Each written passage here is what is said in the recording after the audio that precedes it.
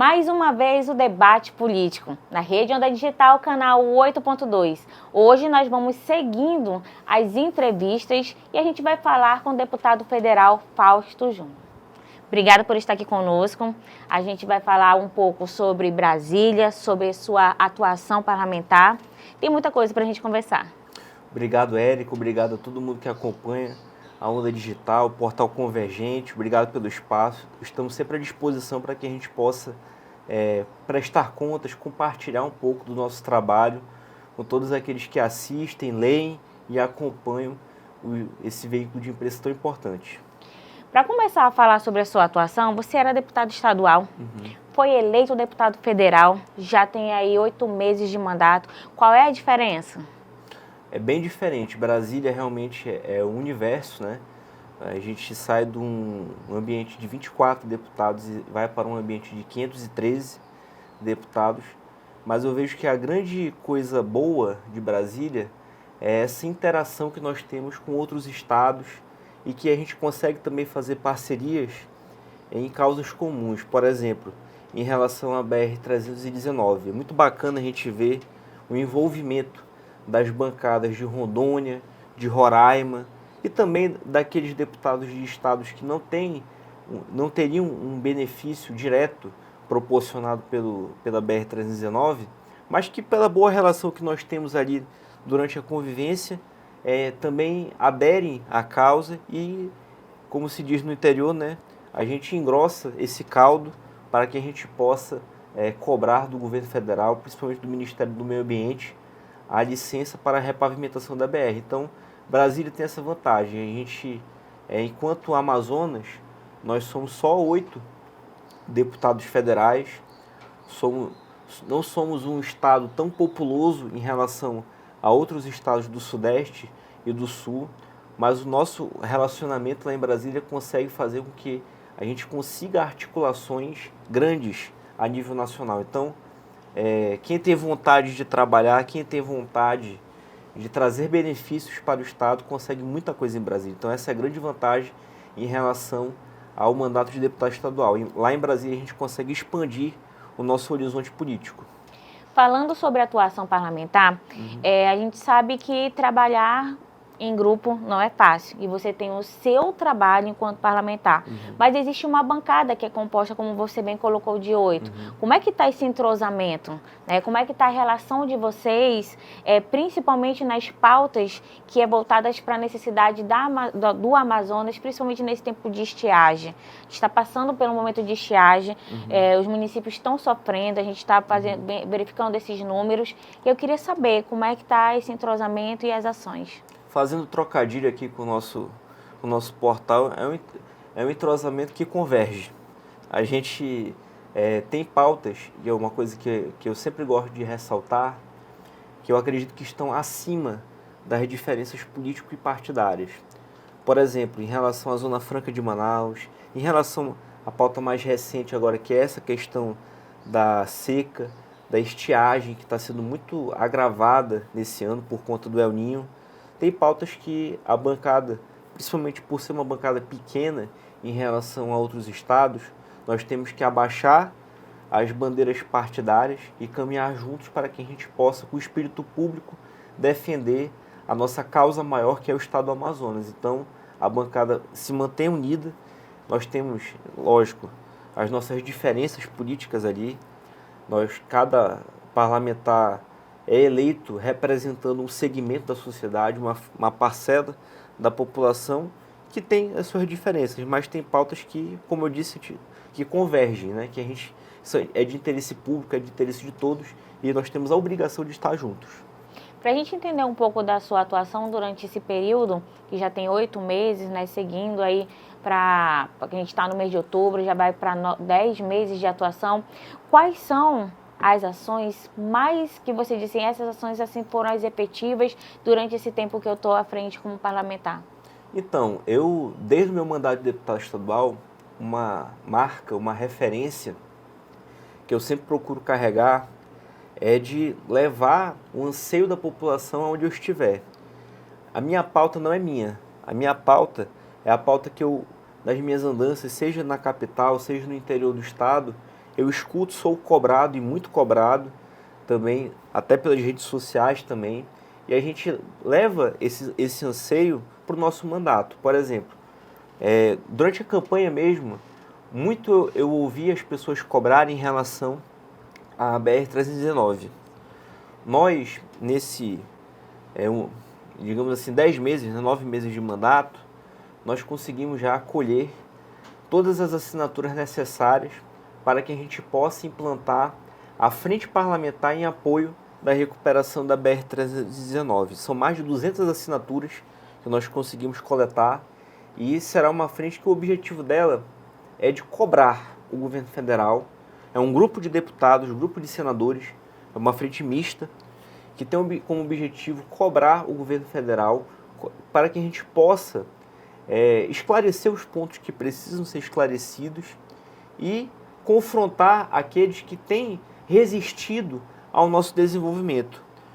A ministra Marina Silva, não tem como nós não citarmos, ela que já foi ministra em outras oportunidades e que, de forma pública, questiona a BR-319, ela precisa ter o olhar da população que vive na Amazônia. Ela pode dizer, inclusive, que ela é do Acre, que, sim, portanto, ela é da Amazônia, mas ela não é eleita mais pelo Acre.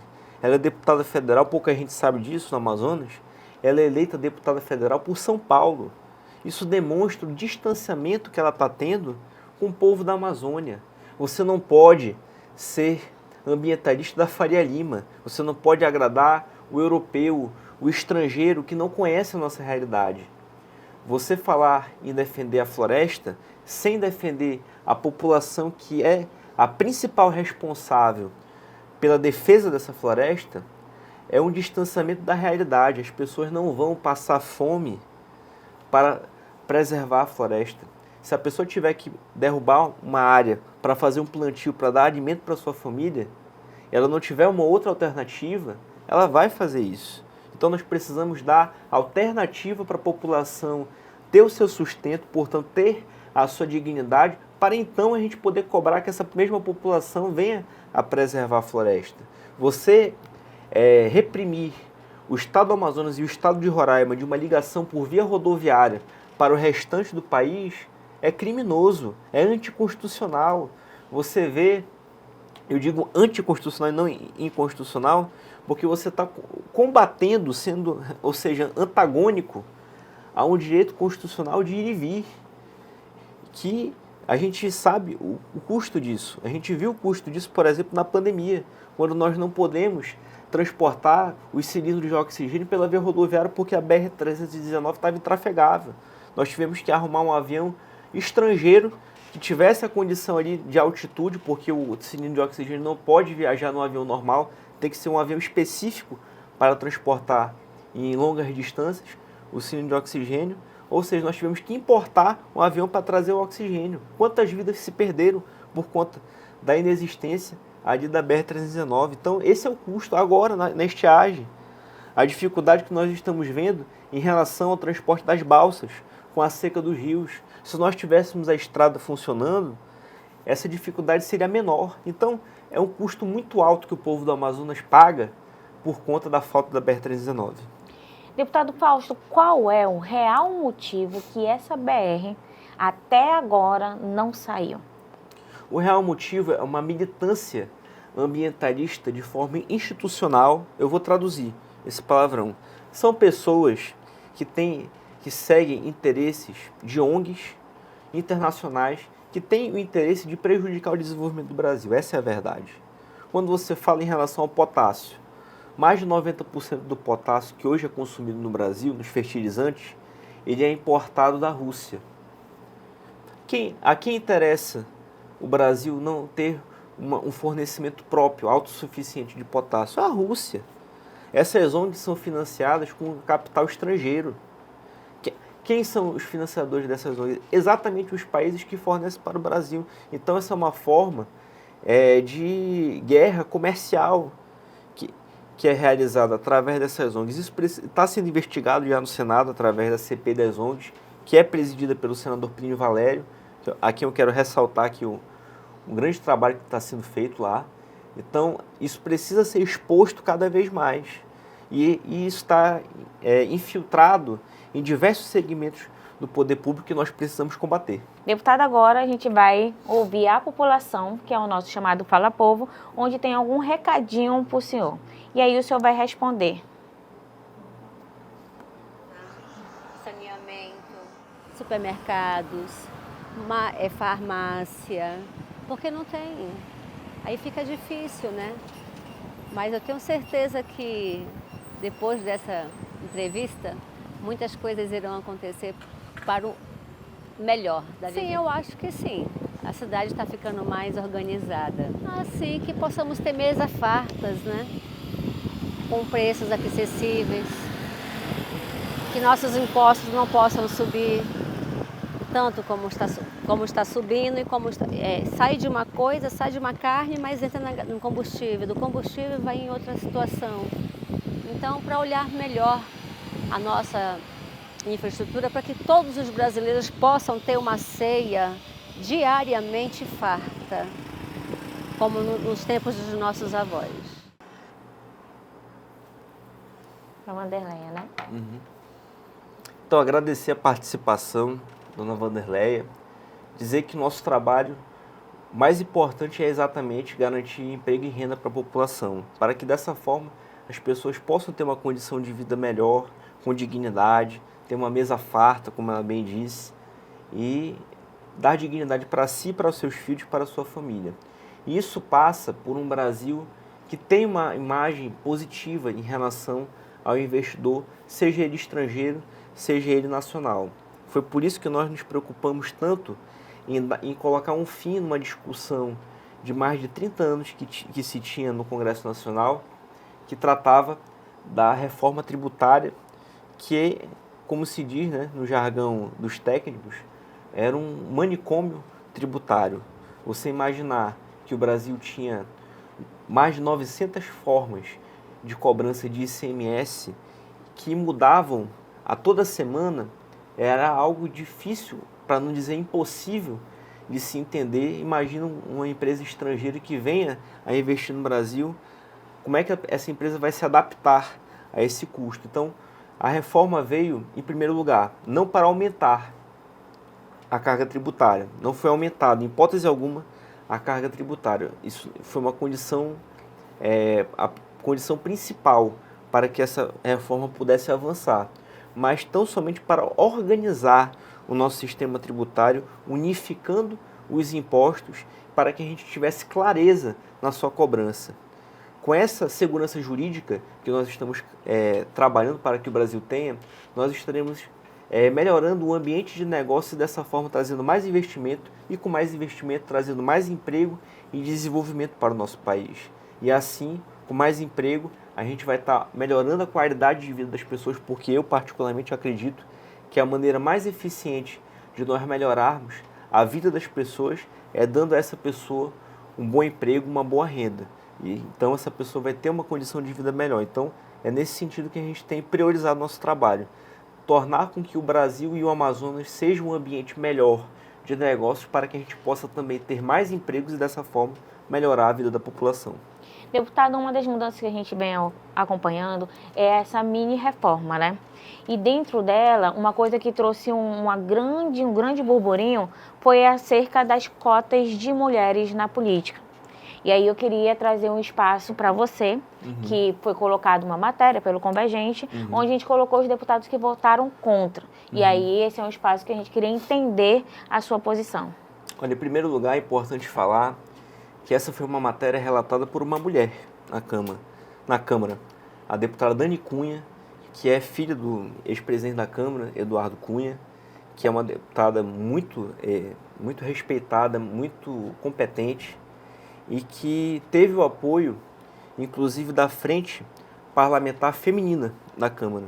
Então, perceba, foi noticiado foi informado, eu prefiro acreditar que muitas pessoas foram levadas ao erro por entender que essa foi uma lei que votou contra as mulheres. Como é que uma lei que vota contra as mulheres é apoiada pela bancada feminina da Câmara? Então você começa a entender a partir daí que tem alguma informação Quais são os aí embrólios? um mal entendido. Qual é o nosso objetivo nessa mini reforma eleitoral? O primeiro ponto é de não fazer grande reforma. É de tão somente ajustar aqueles pontos que deram mais problemas para o judiciário, para os partidos e para a democracia. Porque quando você coloca muita dificuldade, aquele que mais se prejudica não é o candidato que já tem um mandato, nem o candidato que tem um poderio financeiro melhor, mas é aquele candidato que quer representar o seu bairro. Ano que vem nós teremos uma eleição municipal, onde teremos ali uma eleição, uma renovação aí ou não da Câmara dos Vereadores, seja de Manaus, seja do interior do estado. Então, nós precisamos simplificar a maneira para que as pessoas possam representar a população. Então, a exigência de mais de uma prestação de conta eleitoral, uma prestação parcial e depois a prestação definitiva. São 2 gastos com o contador. Aquele candidato que não tem dinheiro para pagar um bom contador, ele fica impedido de participar da eleição. Outro ajuste que nós fizemos, você só podia pagar através de cheque ou através de um tipo de transferência bancária nominada. Ou seja, a pessoa tinha que ir ao banco para fazer um pagamento eleitoral do santinho, enfim, de uma despesa eleitoral. Agora nós permitimos a possibilidade do uso do Pix para fazer esse pagamento. Ou seja, a gente está usando isso para modernizar a nossa legislação eleitoral. Em relação à parte da participação feminina, eu particularmente, eu sou contra a concessão de cotas de uma forma geral. Por quê? A cota, ela é uma forma de você também discriminar, dizer que aquela pessoa não tem capacidade para participar de determinado segmento, então, portanto, a gente tem que fazer uma cota para poder aquela pessoa participar. A maioria da população é mulher, a maioria da população é feminina. Nós precisamos incentivar, sim. E eu, particularmente, sou um apoiador de candidaturas femininas. Eu tenho uma tia vereadora, inclusive, que é a Ilmara Lins. A gente incentiva diversas candidaturas pelo interior, por prefeitas no interior. Eu ajudei, no mandato passado, a um evento, que é o evento Eleita, que é exatamente um evento para incentivar candidaturas femininas por parte da direita, que é organizado pela doutora Karina Cufa, que foi advogada do presidente Bolsonaro, lá em Brasília. Então, nós temos um histórico, fiz parte da Comissão da Mulher também, na Assembleia, o único deputado homem que fez parte da Comissão da Mulher. Agora, o que eu não concordo é que sejam feitas candidaturas forçadas. Para não chamar de candidatura laranja, que é o que mais acontece. Que é o que mais acontece, porque depois que foi colocada essa lei de 30% das candidaturas serem mulheres, não aumentou a quantidade de mulheres na política. O que aumentou foi a quantidade de processos dos partidos por terem candidaturas de pessoas que, não, a gente precisa ter uma mulher para completar a chapa. E força aquela candidatura e vira um problema político. Então, a gente precisa ter outras formas da gente incentivar, que é com a conscientização, é de incentivar mesmo as mulheres. Isso que eu ia perguntar, como é que a gente vai diminuir essa desigualdade? A gente precisa estimular os partidos a fazerem campanhas de incentivo, de qualificação, de mostrar que você, mulher, você pode e deve representar as suas pautas, você tem que participar da política. Nós mantivemos o percentual de mulheres na chapa. 30% de uma chapa completa, obrigatoriamente tem que ser de candidaturas femininas. O que acontece? Qual é a mudança? Então, é que se tiver uma chapa incompleta, esse percentual não é exigido. Entendi. Por exemplo, na chapa de deputado federal, são 8 mais 1, ou seja, 9. Desses 9, 3 obrigatoriamente tem que ser mulher. Se o partido quiser lançar 9 candidatos, tem que ter 3 mulheres. Mas se o partido, por exemplo, quiser lançar 3 candidatos, pode ser 3 homens. Não precisa ter 30% desses 3, por exemplo, se for 3, não tem a cota. Um tem que ser mulher. Então imagina, o partido não tem candidatura feminina. A gente, como era antigamente, não. Tem que arrumar, te vira para arrumar.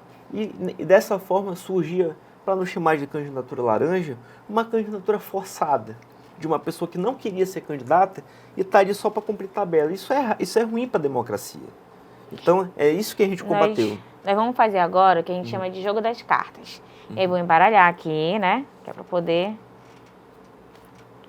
E aí você vai tirar uma carta dessa e a gente vai conversar sobre a personalidade que você tirou. Você pode mostrar. Sidney Leite, né? Seu companheiro lá da bancada do Amazonas. Como é que você avalia o Sidney Leite enquanto deputado? É um excelente deputado, um deputado muito técnico lá de Maués, foi prefeito muitos anos, foi vereador, prefeito, depois deputado estadual, hoje é deputado federal. É uma pessoa que eu considero como amigo, apesar de nós termos alguns pontos, eu me considero um deputado de centro-direita e vejo ele adotando uma postura mais centro-esquerda, mas do ponto de vista técnico eu vejo que ele contribui muito com a bancada e a gente só tem a elogiar realmente o trabalho que ele vem fazendo. Vamos lá, o outro aqui, vamos tirando. Alberto Neto. Também, da mesma forma, o Alberto já é um deputado já diferente do Sidney, que vem da linha bolsonarista, né, da ala bolsonarista da nossa bancada, é muito alinhado com o ex-presidente Bolsonaro, mas que também a gente vê o entendimento dele em relação àquelas pautas que, como eu disse no passado, a bancada ela precisa, em muitos momentos, deixar de lado as suas bandeiras partidárias e caminhar olhando pelo bem do estado do Amazonas. Então, ele deu a contribuição dele também em relação a pautas como a questão do arcabouço fiscal, que foi uma pauta importante, porque a gente via a todo momento o teto de gasto ser furado, então isso causava uma insegurança jurídica. Ele foi lá, contribuiu, assim como o partido, uma parte do partido do PL também contribuiu, fizeram emendas para que a gente pudesse ajustar o texto. Então, é um deputado que também contribui muito com o estado do Amazonas. Vamos então, outro aqui. Eduardo Braga. Olha, eu vejo que o senador Eduardo Braga, principalmente pelo fato de ser o líder do MDB no Senado Federal, faz com que o Amazonas tenha um olhar diferente. E o fato de você ter um senador como o Eduardo, que é líder do MDB, que é um dos maiores partidos em termos de quantidade de senadores, coloca o Amazonas numa posição muito importante. E o fato disso que ele, como relator da reforma tributária, dá para a gente uma tranquilidade em relação à Zona Franca. A gente sabe que uma vez ele sendo o relator, a gente está tranquilo que a Zona Franca não vai ser afetada lá no Senado. Então, esse é o elogio que eu tinha a fazer, realmente. Boa, aqui embaralhar a carta, que é para poder, é a última, né? Vamos lá.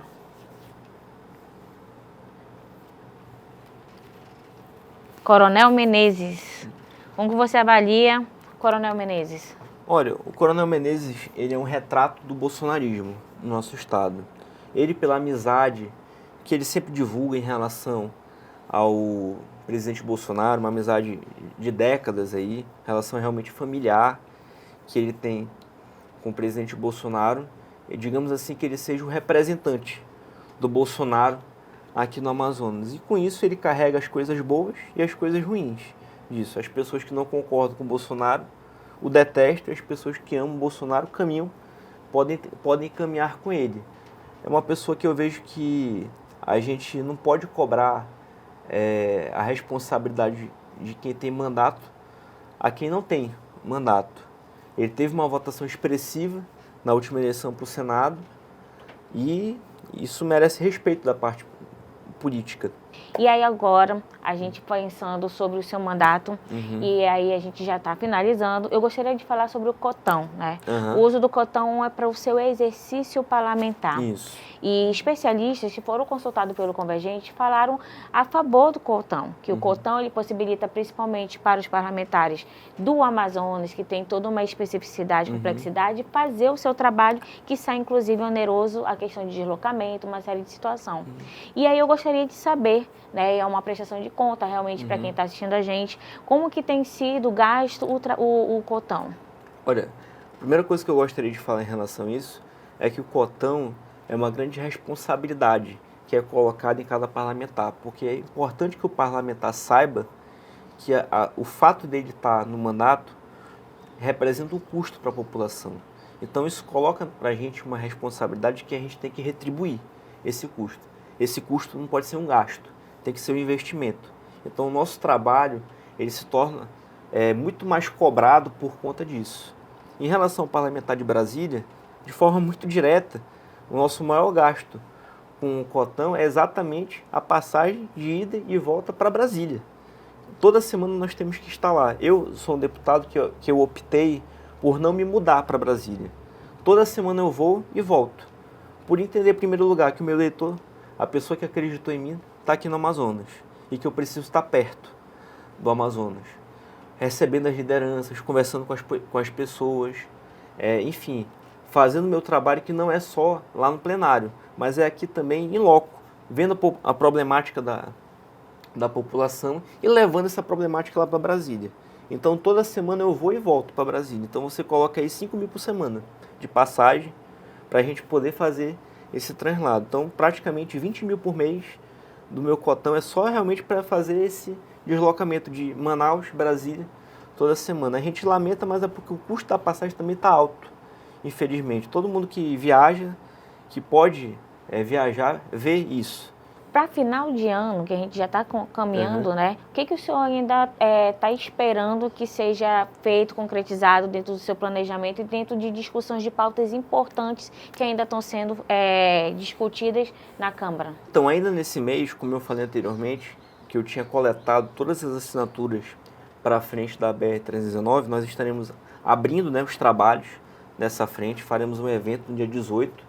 A previsão teve que ter um adiamento por conta da votação do texto da reforma tributária. Aí, para não ficar esvaziado o evento, eu optei por adiar um pouco, para a gente ter a participação da população, dos prefeitos, dos vereadores, dos municípios que fazem ali parte do entorno da BR-319. Então vai ser um evento bem bacana que vai marcar o início aí da nossa luta, da nossa cobrança constante pela repavimentação da BR-319.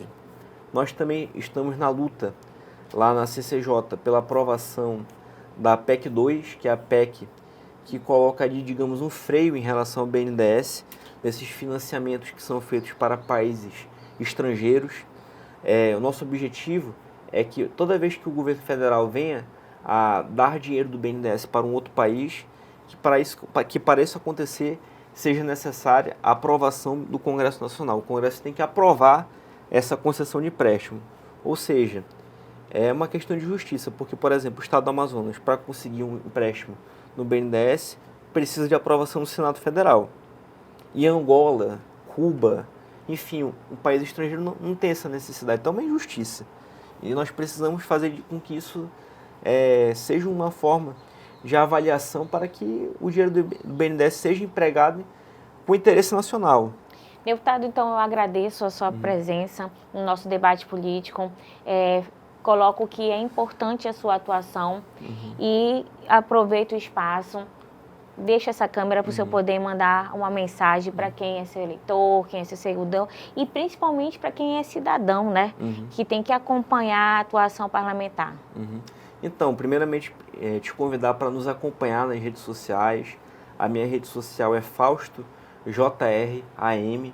Lá nós estamos de portas abertas para que você possa fazer a sua crítica, a sua sugestão e toda a forma que você puder contribuir para que o nosso mandato seja um mandato compartilhado e dessa forma o melhor mandato possível. Então, eu te convido a nos acompanhar nosso trabalho e dessa forma a gente poder construir juntos esse mandato em prol do povo do Amazonas. Muito obrigado pelo espaço, Érica. Estamos sempre à disposição.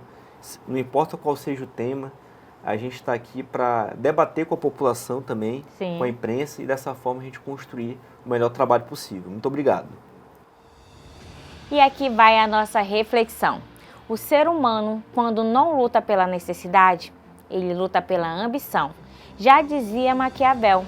E o programa vai terminando por aqui. O debate político, que atua de uma forma democrática, que é um programa educativo, finaliza. Comigo, Érica Lima. Mas você pode acompanhar ainda a nossa conversa no YouTube do Convergente. Vai lá com a gente.